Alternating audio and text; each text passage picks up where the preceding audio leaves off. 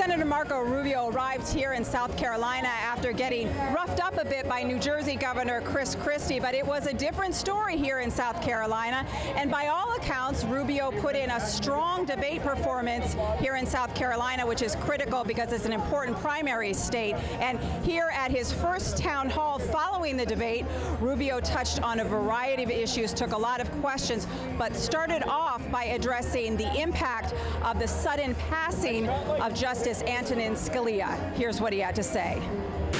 Justice Antonin Scalia will go down in history as one of the greatest justices that ever served on the Supreme Court. And the reason why he will go down as one of the greatest justices in the history of the Supreme Court is because he actually understood the job of the Supreme Court. The job of the Supreme Court is not to write the law. That's what the legislature does. The job of the Supreme Court is not to change the Constitution. That's why we have Article 5 in the Constitution.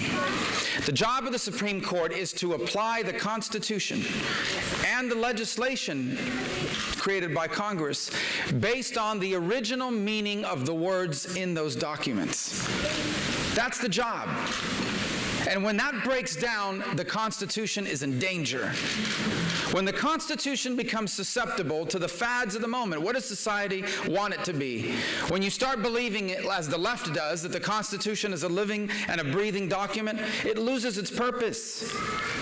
The meaning of the Constitution as it was written by the people who wrote it at the time, that is what we need in our justices.